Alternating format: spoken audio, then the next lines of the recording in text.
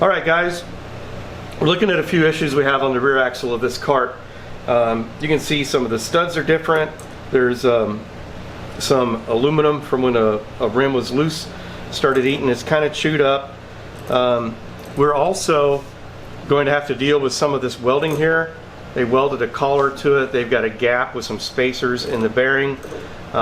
This sprocket, they tried to weld steel to aluminum, and they ended up just through bolting it by drilling through the axle.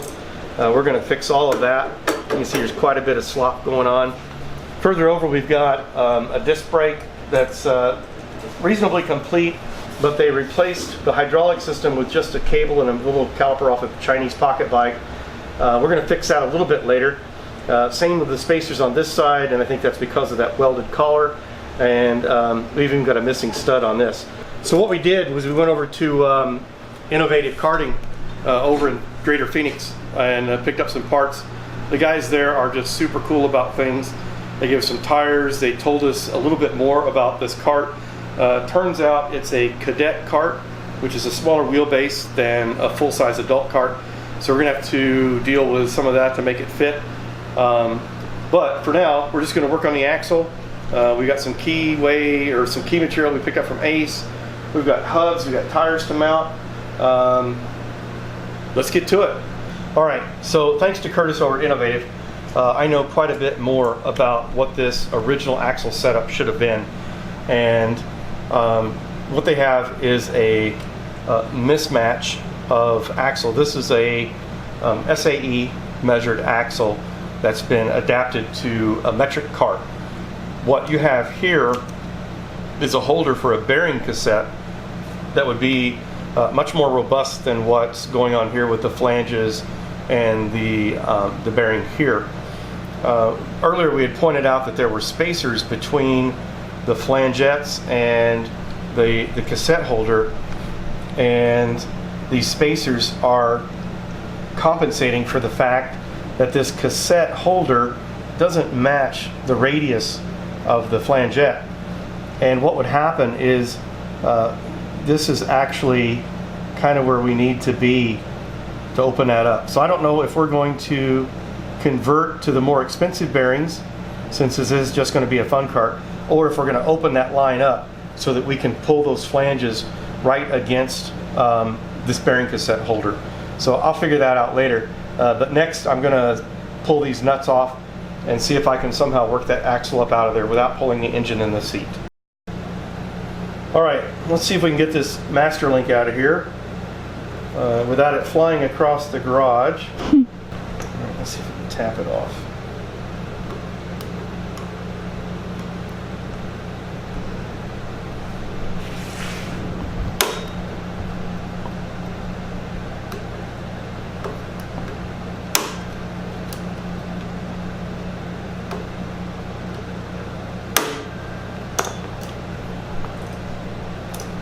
That looks like that moved a little bit.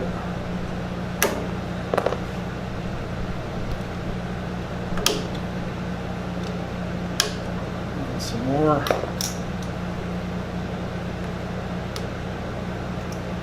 All right, there's the clip. All right, I'm going to slide this link out from the back.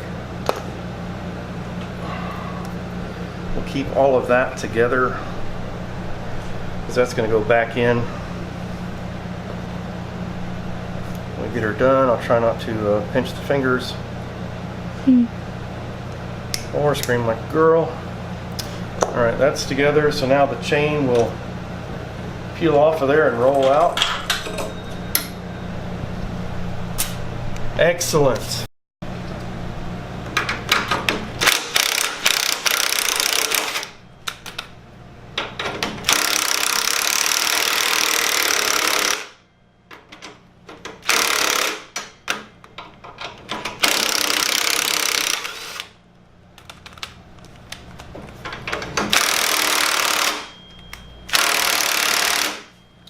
Turns out those are stainless steel fasteners. I didn't notice that going in. And using an impact tool on stainless steel fasteners will sometimes cause galling So I'm going to put a wrench on that thing and see if I can coerce it into coming off. All right, let's get these hubs off.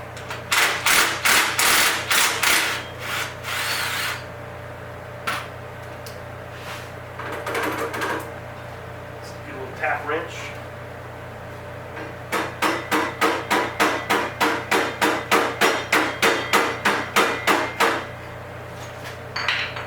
All right, there's a key. All right, let's pull this other hub.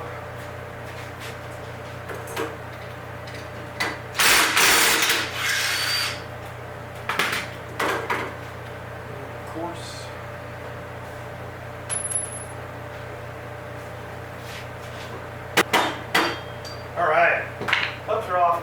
So as I dug deeper in trying to get these axle flanges off, it looks like they welded the inner bearing race right to the axle, which is why nothing's moving. It's all locked in. So I'm going to cut the welds and see if we can get some movement on the axle and start sliding things around, see if we can get this thing out of here. So here we go.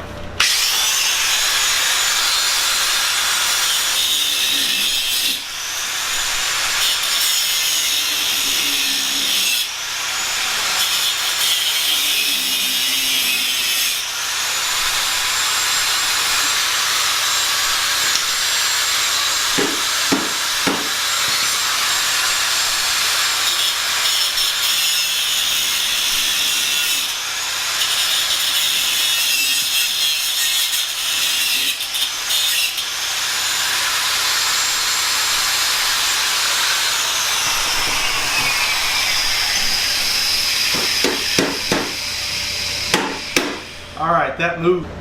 I think I'll cut the bolts as well. We're not going to reuse those, so see if I can get that back in there.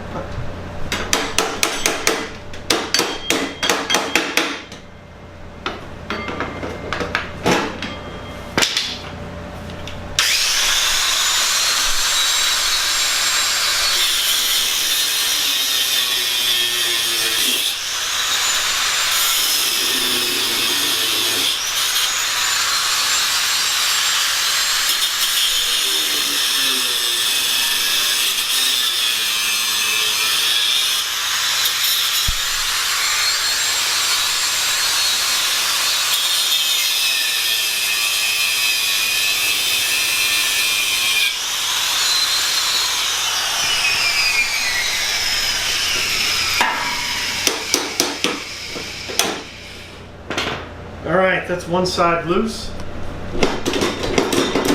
Let's do the same madness on the other side.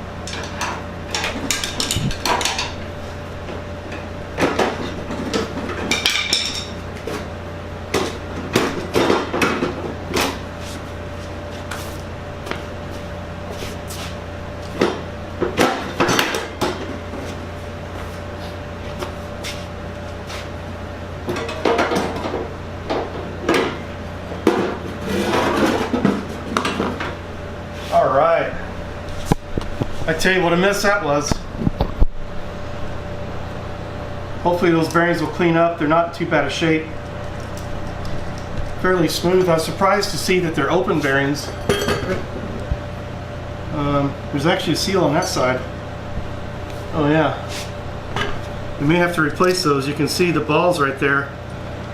There's very little slop in it. It might be usable, but I think we'll probably see how much a bearing is and spend some money on that to do that the right way. Alright, so we got the axle out of the back of the cart. We had to cut some bearing stuff on the axle to do that. You can see here that it's really snotty weldings and they drilled through and all kinds of stuff. We're going to try and reuse this sprocket, and we definitely want to reuse the disc rotor for the brake. But in order to get this stuff off, we have to grind and take some of this stuff off, some of these leftovers, and clean that up. Let's see if we can slide these bearings off.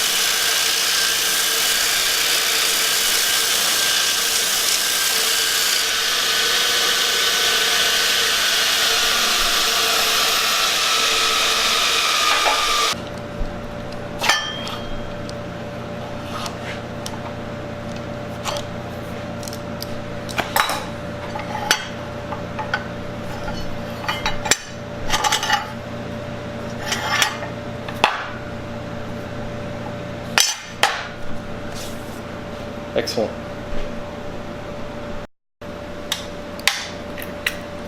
This will probably take me a second. They're not gonna care.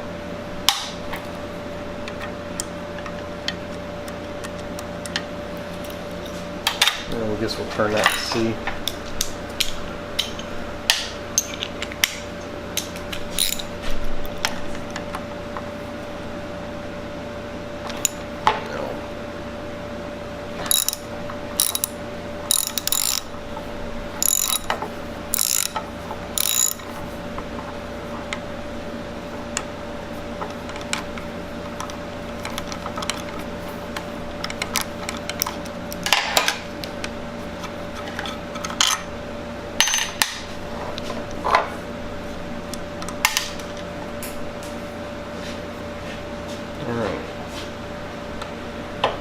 Slide that off. Let's see what this terrible boogered up shaft looks like. Alright, I'm going to move down to the floor.